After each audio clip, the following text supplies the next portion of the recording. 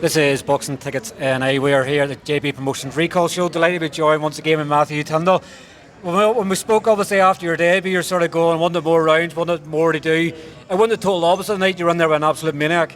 Yeah, that's what we wanted, to be honest. We didn't want to go in and just hit someone a jab and around the ground.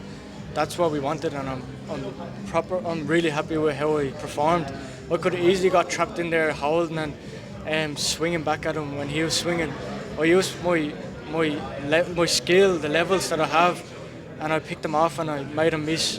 Even here at the crowd when I was making a miss, they were jumping around. But I think that was a very, very good performance. With a lot of lads that are 2-0 or second fight won't take that. So I'm happy with how it happened. I was going to say, obviously, if somebody was watching that tonight and didn't know you or who you were, they probably thought you were in your mid-20s because it was a mature, experienced performance. You could have lost your head at times, the punches behind the head's coming in close. You could have lost your cool. I guess it shows the experience you sort of have as an amateur and everything else, that you were just able to keep your cool. Obviously look for openings in there. You're obviously showing some deadly hooks. I think at the end of the second round you hit a couple of ones nice and clean. So a lot of positives probably for you to take from that one. Yeah, 100%. Like, at the end of the day, that lad there came in to spoil it, and if you look anyway good against someone like that in your second pro fight, you're doing something right.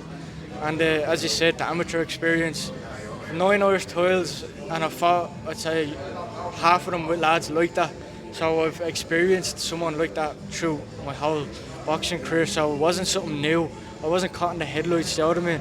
So I knew what to do when he was doing that to me. So I'm happy that I have that experience to know what to do, you know what I mean? Will you sort of be critical of yourself when you watch it back and be looking for, I could have got him here, I could have got him there? Will you be self-critical of yourself when you watch it back and go, I could maybe throw in the uppercut and put him down? Like, I'm guessing you're sort of a bit of a perfectionist, so you'll go home and go, I could have stopped him there tonight. Will you go home and challenge yourself in that way?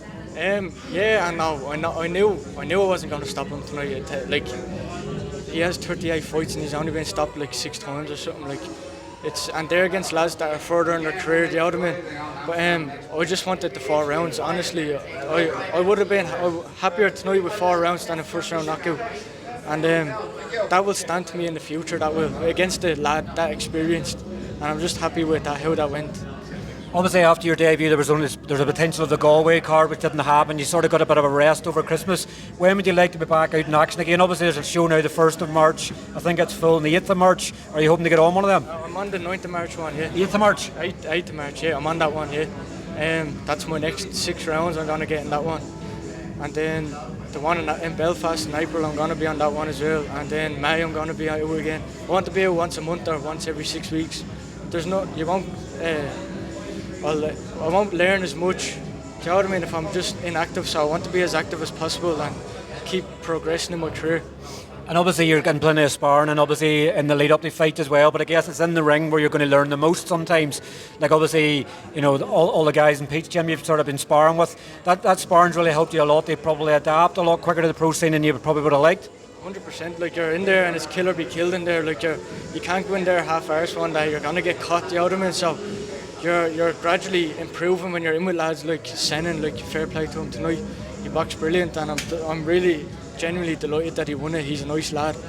And me and him sparred each other 6 rounds twice a week for the last 4 or 5 weeks. So if that's not going to get you sharp, I don't know what will, do you know what I mean? Will you look at that as inspiration now? Obviously that's the first sort of title fight you've been involved with as a pro. You sort of look at that now. Obviously you're not going to go, I want to kill the title next sort of thing, but that gives you obviously inspiration that they see that on these shows you can do that as well. 100%, it's a stepping stone, do you know what I mean? Tonight was a big stepping stone, and for Senan tonight that's a stepping stone for him to bigger titles, and by the time he's in Irish or European level, I'll be at Celtic level, so it'd be good to keep each other on the same shows, because it's good having someone like Senan and lads that are further on their careers that I can look up to, and do you know what I mean, learn off them as well as just fighting myself, you know what I mean, so it's good. I mean, you're getting used to obviously the noise of the fans now. It seems to have been louder than the last time, I guess. Everybody was excited because it was a stop. It was obviously stopped between the rounds last time, but are you getting used to that atmosphere sort of building? I don't think you can ever get used to that, the other way. It's unbelievable. I wasn't even punching sometimes in there. I was making a miss and they're nearly jumping in the ring. it was unbelievable. I'm so thankful for them. The supporters from Bray are unbelievable.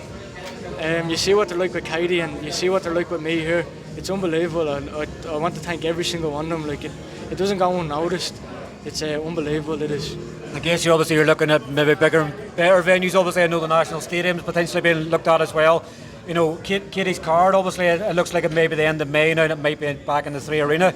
You never know, obviously, Jay could work wonders and get you an undercard of that. That'd be some atmosphere. Celtic title on that show, that'd be something else, wouldn't it? Yeah, it'll be 5 an hour or something by then, so who's not to say there's no Celtic title for that? If we get on it, it'd be a good one, wouldn't it? Definitely will. So obviously, if you're back in action again in 4 weeks' time, a sort of strip back in the gym again, will you sort of have like a pizza or Chinese over the weekend and then sort of get back in the mentality of training again? Yeah, I'm going to London in a few hours. I'm with my girlfriend for the weekend. Back on Monday, and then I'm back in the gym on Tuesday. There's no point just sitting around because you'll do nothing then. So yeah, Tuesday I'm back in the gym. Well, I hear that's the lifeblood, isn't it? Obviously, if you can keep the fights coming regularly, it keeps you in the gym, keeps you excited. You could end this year with 10-0. Exactly. Hopefully 9, 10 and 0. That's what I want. Like, do you know what I mean? So yeah, I'll be happy with that. Well, listen, thanks very much for your time. Congratulations on moving to 2-0, and we'll see you in 4 weeks' time. So I'll see you in 4 weeks. Thanks.